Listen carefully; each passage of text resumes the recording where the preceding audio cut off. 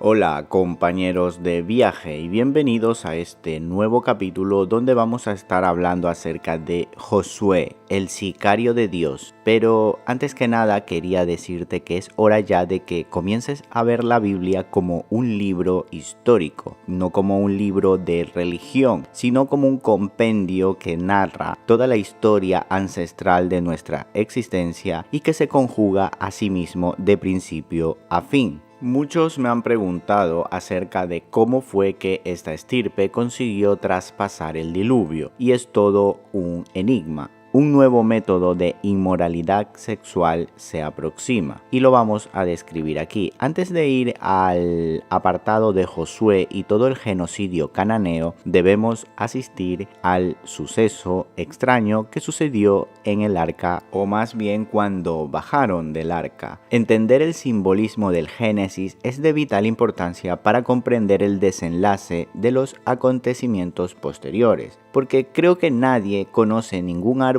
frutal que cuando comas de él obtengas sabiduría y conocimiento. Todo está escrito en metáforas y esta narrativa es fundamental para entender el posterior desenlace de acontecimientos. Así que una vez que sucede el diluvio, después del gran reseteo, tenemos un nuevo comienzo con Noé, que era perfecto en sus generaciones, junto con su familia. Pero sucede un altercado, sucede algo extraño, una estrategia nueva para el dragón o la serpiente, con el fin de preservar su linaje descendiente de Caín. Entonces, no tenemos demasiada información sobre la esposa de Noé, así que vamos a analizar línea sobre línea la misteriosa maldición de Canaán. Génesis 6:9. Noé, varón justo, era perfecto en sus generaciones. Con Dios caminó Noé. En el texto original en hebreo dice Tamillín, que es perfecto, el Strong 08549, que significa entero, sin imperfecciones, sin defecto, completo. Esto está hablando y refiere a un tema biológico. No se refiere a una interpretación que tenga que ver con lo espiritual, sino que va intrínsecamente conectado a la composición genética de Noé. No dice que su familia sea perfecta igual que él, solo dice que Noé era el único perfecto, ya que la contaminación, la hibridación genética de la época antes del diluvio contaminó a toda esa generación excepto a uno, que era Noé. Y no está diciendo que este sea perfecto en el sentido religioso, sino genéticamente impoluto, sin contaminación como las otras estirpes que convivían en ese tiempo. Por ello, a lo largo de todo el Antiguo Testamento se enfatiza a la nación del linaje de Israel que no se mezclara con otras tribus.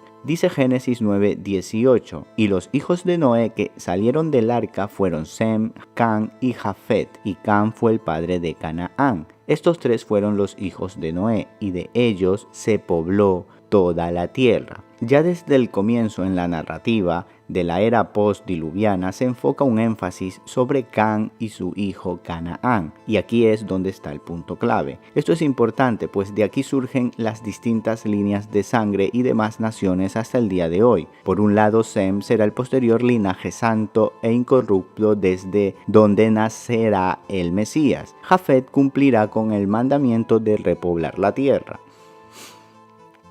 mientras que Cam será la estirpe maldita, la continuación de la simiente de la serpiente, por donde resurgirá este linaje satánico en toda la tierra. Solo hace falta echar un vistazo a los descendientes de Cam. Entre los más conocidos tenemos a Nimrod, el fundador de Babilonia, y también toda la tribu de los filisteos, amorreos y jebuseos, históricos enemigos de las tribus de Israel. Bien, pero sigamos. Génesis 9:20. Entonces Noé comenzó a labrar la tierra, y plantó una viña, y bebió el vino, y se embriagó, y se desnudó en medio de su tienda. Tenga en cuenta que esto no sucede en un día, se nos muestra en unas pocas líneas el resumen de un lapso de años de trabajo, es decir, Entre que Noé labra la tierra, planta la semilla, crece el árbol, da fruto necesario para obtener uvas y posteriormente la fermenta, suceden demasiadas cosas. Así que detrás de este suceso se escapa algo que no podemos ver a simple vista. Génesis 9:22. Y Cam, padre de Canaán, vio la desnudez de su padre y se lo contó a sus 2 hermanos que estaban afuera. La maldición de Canaán es similar a lo sucedido en el huerto del Edén en cuanto a la forma metafórica de la narrativa, en un sentido que trata de esconder y explicar el hecho de forma perfecta. Primero observamos un claro énfasis en repetir que Cam es el padre de Canaán. Seguido se describe en modo simbólico un acto de inmoralidad, porque ver la desnudez de tu padre representa y significa inmoralidad sexual, de igual forma que lo sucedido en el huerto del Edén. Esto esconde tras de sí una nueva traición, una nueva inmoralidad sexual. Acá en los primeros años postdiluvianos sucedieron hechos que dan lugar a otra maldición, pero en este caso no recae sobre toda la tierra, sino que solamente recae sobre un linaje, sobre una estirpe, en concreto sobre Canaán. Porque bajo ningún concepto tiene ni lógica ni razón el maldecir a tu nieto porque tu hijo te haya visto desnudo. En una lectura básica entenderías esto y no tiene ninguna lógica. ¿Por qué Noé maldice a Canaán solamente porque su hijo Cam lo ve desnudo? Entonces estamos ante un misterio oculto en la narrativa para que en el tiempo final todo sea desvelado. Si profundizamos un poco sobre el significado de desnudez, comprendemos mejor que la interpretación correcta es inmoralidad sexual, de acuerdo con Levítico 18:8, que dice: no descubrirás la desnudez de la mujer de tu padre, es la desnudez de tu padre. Y en Deuteronomio 27:20 dice: maldito el que se acueste con la mujer de su padre, porque ha descubierto la desnudez de su padre. Y todo el pueblo dirá amén. Génesis 9:24. Y despertó Noé de su vino, y supo lo que había hecho con él su hijo, el más joven, y dijo: maldito sea Canaán, siervo de siervos serás para tus hermanos. En lenguaje bíblico, sobre conocer la desnudez de tu padre quiere decir tener relaciones sexuales con la esposa de tu padre, ya que lógicamente estaba prohibido tener relaciones homosexuales con tu padre. Por ejemplo, ver la desnudez de tu hermano significa tener relaciones sexuales con la esposa de tu hermano. Noé era el único perfecto en sus generaciones, mientras que su esposa y nueras no tenemos mucha información. Solo tenemos el concepto de la tradición judía que enseña que Naama, nieta de Caín, fue una de las esposas de Noé. Y en el Zohar se dice que Naama representa un demonio primigenio. De cualquier forma, esto no es posible demostrarlo bíblicamente, pero sí nos sirve para intuir que detrás de la esposa de Noé había un trasfondo cultural enraizado en las costumbres paganas y perversas de la generación antes del diluvio. Satanás tenía un plan para la época postdiluviana y para subsistir y traspasar al diluvio, y era entablar un vínculo entre antes y el después de este evento de destrucción y de castigo, para así continuar adelante con su estirpe y su simiente de hombres dioses. Por eso la serpiente les dice en el huerto a Adán y Eva que ellos y su descendencia serán como dioses. Y ese es el fundamento principal de su doctrina: hacer creer a los hombres que son dioses. A lo largo de toda la historia vemos esta constante, cómo se repite con los faraones, los césares, la realeza, celebridades, banqueros, famosos de Hollywood. Y también al Mesías, Satanás le tentó con este argumento, ofreciéndole todos los reinos de la tierra, es decir, un gobierno terrenal. Pero nosotros y el Mesías, nuestro reino no es de este mundo. Y esta es la diferencia principal entre las dos simientes, en que unos tienen una ciudadanía del cielo espiritual que conecta con nuestro ADN y otros tienen una conexión terrenal que les inspira a ser reyes y dioses sobre esta tierra. Así que Cam es el escogido por Satanás para estimular emociones inmorales en su mente, que a su vez activarían los genes indicados, igual que desactivarían muchas luces interiores. Esto es científicamente posible según la propia epigenética, que estudia el comportamiento de los genes en función de los cambios medioambientales. Entonces Canaán portaría el pack completo de genes activos o la misma secuencia genética que las que poseía Caín antes del diluvio. Es decir, que el efecto y causa de la degradación espiritual de Cam serviría para reproducir semilla dentro del vientre de la esposa de Noé, o sea, su propia madre, es decir, incesto. Y obviamente ver la desnudez de tu padre significa tener relaciones sexuales con tu padre o con tu madre. Es decir que Cam tuvo relaciones homosexuales con su padre también. Y todo esto viene del huerto del Edén, porque la serpiente sodomizó a Adán.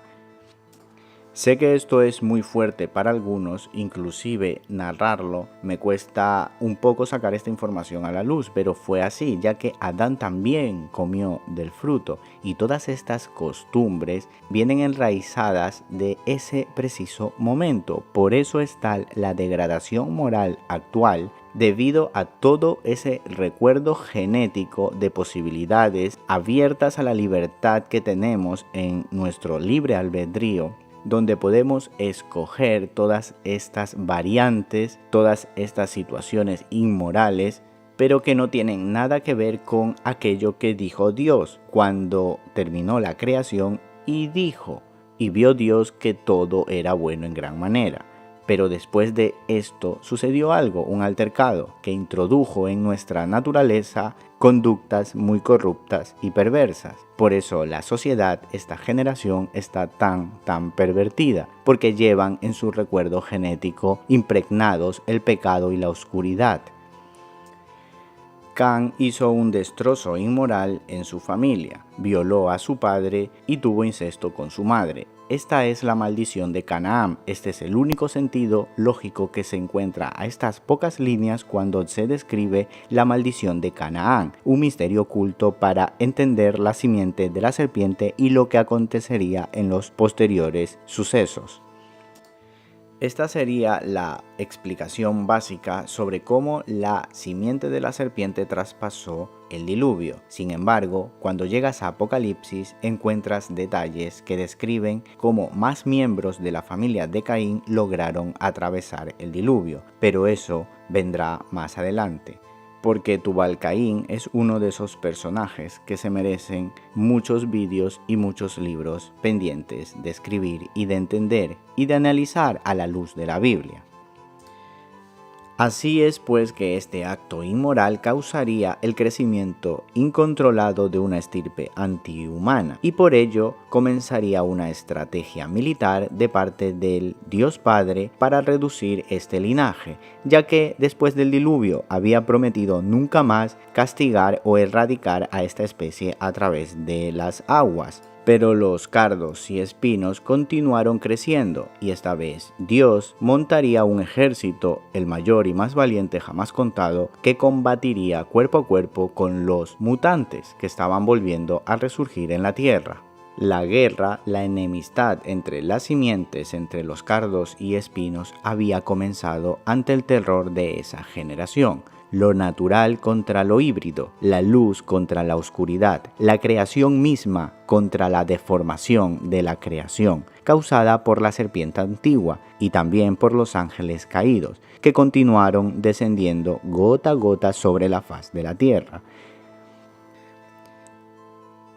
Es importante aquí hacer un paréntesis y entender Apocalipsis 12:7, que narra una situación en 3 líneas de tiempos. Esto que sucedió, sigue sucediendo y continuará sucediendo en la guerra interminable entre la luz y la oscuridad. Es una constante en el pasado, presente y futuro. Dice así, Apocalipsis 12:7, entonces hubo guerra en el cielo. Miguel y sus ángeles combatieron contra el dragón, y el dragón y sus ángeles lucharon, pero no pudieron vencer, ni se halló ya lugar para ellos en el cielo.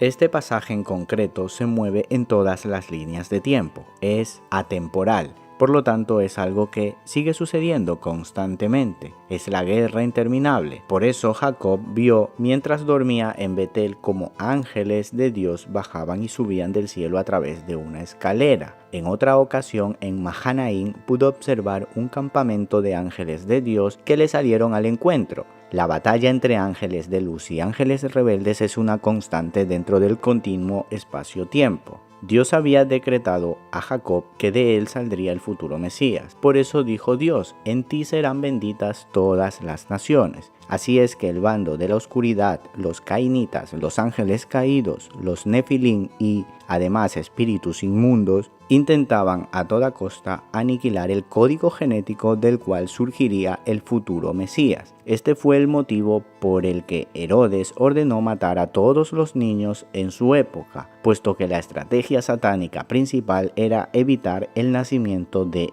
el Mesías. Y este es el principal motivo de toda la guerra desatada en el Antiguo Testamento, llevada a cabo por Josué, por Caleb y por David.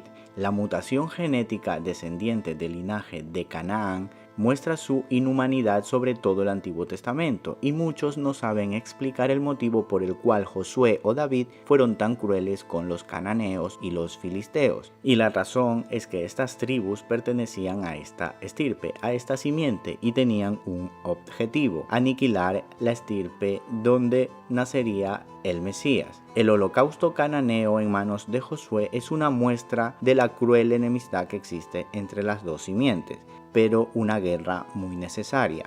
Por esto, Abraham prohibió a su hijo Isaac tener esposa de linaje cananeo, y a su vez Isaac también prohibió a su hijo Jacob tomar esposa de esta estirpe. Cuando los espías israelitas entraron a Canaán para inspeccionar la tierra prometida antes de ser conquistada, hubo gran espanto al descubrir que los cananeos eran caníbales. También había gigantes, personas con 6 dedos, que adoraban al dios pagano Moloch y cuyos rituales consistían en quemar niños recién nacidos. Estas prácticas corresponden a un ADN inhumano o antihumano, costumbres que hoy vemos en algunos líderes, gobernantes, banqueros y famosos de este tiempo. Bueno, por ello, en esta época estaba prohibido mezclarse sexualmente con los cananeos o cualquier tribu ajena a Israel.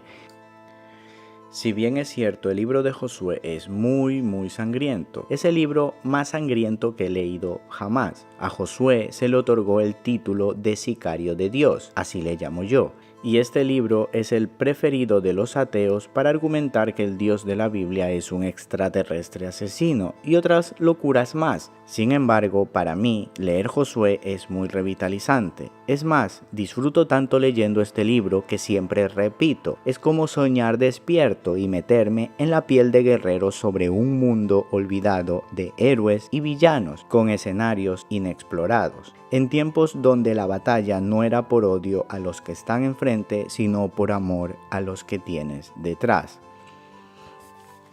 En la primera operación secreta de la historia, tanto Josué como Caleb consiguen infiltrarse en territorio enemigo disfrazados de vendedores de uvas, arropados por un comando de 12 espías, quienes se encontraron con una grata sorpresa. Números 13:32 lo describe así: la tierra por donde pasamos para reconocerla es tierra que traga a sus moradores, y todo el pueblo que vimos en medio de ella son hombres de gran estatura. También vimos allí gigantes, hijos de Anac, raza de los gigantes, y éramos nosotros a nuestro parecer como langostas, y así les parecíamos a ellos. Al unir el hilo conductor podrás recrear con mayor exactitud quiénes eran los enemigos de Josué. Dice, tierra que traga a sus moradores, es decir, caníbales, o en la cultura popular de la ciencia ficción se podrían llamar vampiros. También dice, son hombres de gran estatura. Esto tiene que ver con hibridación y manipulación genética en aquel tiempo. También dice que vieron allí gigantes, y estas son las razas Nefilín, hombres dioses desde la antigüedad, o titanes. Sin lugar a dudas eran batallas muy alejadas de lo que nuestra imaginación pueda recrear, pues no eran disputas con piedras y palos, sino de poderes sobrenaturales contra criaturas del inframundo. Tanto así que Josué detuvo el sol en plena batalla contra las hordas de los amorreos. Y dice Josué 10, 12 al 14. Entonces Josué habló al Señor el día en que el Señor entregó a los amorreos delante de los hijos de Israel, y dijo en presencia de Israel: Sol, detente en Gabaón, y tú, luna, en el valle de Ajalón. Y el sol se detuvo y la luna se paró, hasta que la nación se vengó de sus enemigos. ¿No está escrito así en el libro de Jaser? Y el sol se detuvo en medio del cielo y no se apresuró a ponerse como por un día entero, y ni antes ni después hubo día como aquel.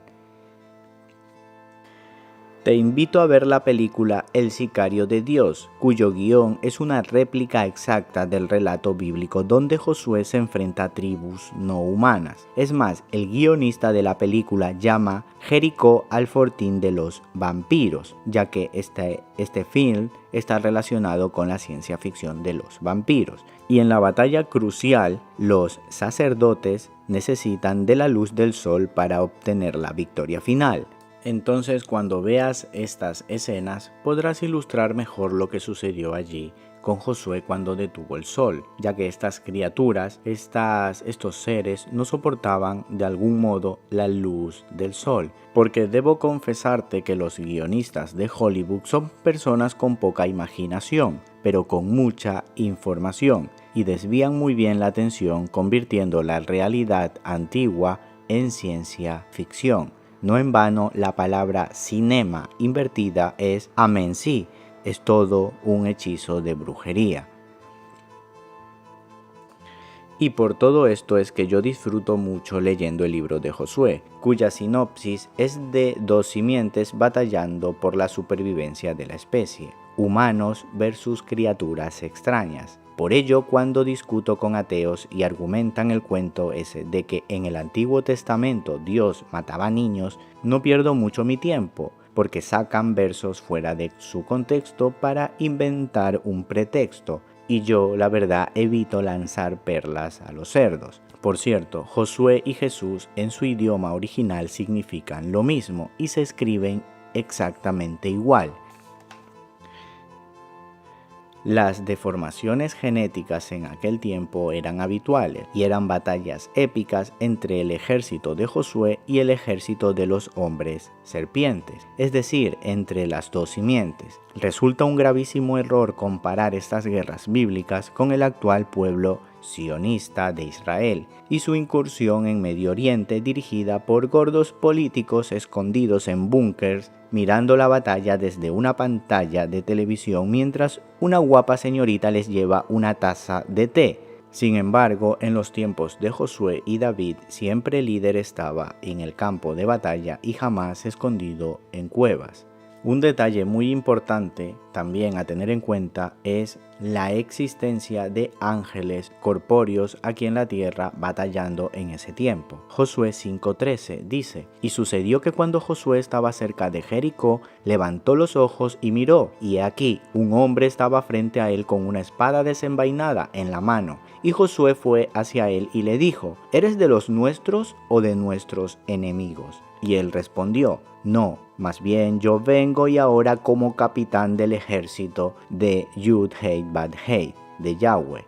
Lo que hay que resaltar aquí en este pasaje es que el capitán de los ejércitos que se le presentó a Josué antes de la batalla era un guerrero celestial, con cuerpo de hombre, el cual Josué no logró identificar si era de los buenos o de los malos, pero sabía que era un ser celestial. Esto evidencia una vez más que los ángeles corpóreos deambulan entre nosotros con misiones particulares. Son mensajeros que llegan aquí a la tierra para realizar ciertos eventos encomendados y están entre nosotros y trabajan en pos de la libertad. El genocidio mutante concluyó en manos del rey David, pero no del todo, visto que la simiente de Adán era mayor en número que la simiente de la serpiente, estando ellos en minoría, este remanente satánico provisto de una astucia incalculable, la cual les caracteriza, cambió de plan, cambió la guerra cuerpo a cuerpo y vio necesario otra estrategia, la de infiltrarse detrás de cada rey de la época para gobernar así a su antojo. Y así, aunque pasarían a ser minoría dentro del rol mundial, tendrían el control sobre la humanidad, a los cuales a nosotros nos llaman ganado, esclavizándonos así durante el resto de la historia hasta nuestros días, construyendo una milimétrica cárcel mental llamada Matrix. Pero esa es otra historia. Entonces Israel salió victorioso y destruyó a la simiente cananea y toda su descendencia. Pero no sería el fin de esta estirpe satánica. Lo que consiguió Israel fue reducir en gran manera la plaga, pero estas batallas no eran más que el comienzo de una larga y dura guerra que hasta el día de hoy continuamos viviendo. Y así hoy podemos descubrir cómo el remanente de esta estirpe se adjudica el poder en todos los diferentes imperios de la historia. El poder político fundamentado en hombres dioses, tales como los faraones, los césares, la realeza actual, dictadores de época, banqueros y presidentes, desde Nimrod a Rockefeller, de Alejandro Magno hasta las dictaduras nazis, desde Ramsés hasta las casas reales europeas actuales. Siempre han gobernado los mismos, en donde una reducida élite gobierna al resto. En otras palabras, el 5% o quizás menos descendientes de estas tribus gobiernan al otro 95%, descendiente de Sem y Jafet. Y en definitiva, para ir terminando este excelente estudio, nos queda el rey David, que fue el encargado de acabar con la hegemonía de los gigantes de la simiente de la serpiente, cuando decapitó a Goliat y llevó su cráneo hasta Jerusalén como señal de victoria. El lugar donde enterró su cabeza se conoce hasta hoy como Gólgota, que significa calavera, y por eso ese monte se llama el monte de la calavera. Es en referencia a la cabeza de Goliat de Gat. De hecho, cuando el Mesías murió en el madero sobre este mismo lugar, aplastó literalmente la cabeza de la simiente de la serpiente, obteniendo la victoria total y absoluta sobre las tinieblas, cumpliéndose así lo que dice en Génesis: y pondré enemistad entre ti y la mujer, entre tu simiente y la simiente suya. Esta te herirá en la cabeza, y tú le herirás en el calcañar. Y este pasaje se cumple precisamente en el preciso instante cuando el Mesías, su madero, es enterrado en la cabeza de Goliat, partiendo en dos el cráneo de Goliat de Gat, Golgotá, cumpliendo la profecía de que él, la serpiente, le mordería en el calcañar. Sin embargo, el Mesías le hirió en la cabeza y le partió en dos el cráneo. Seguido de esto hubo un terremoto. Todos sabemos ese relato. En fin, amigos, aquí hay mucha historia todavía por revelar. Te invito a que te descargues mi libro y puedas instruirte mejor sobre este tema y aclarar mejor las dudas. No obstante, voy a continuar subiendo información de este tipo aquí a mi canal. Así que, sin más que decir, un fuerte abrazo a todos y nos vemos en la próxima.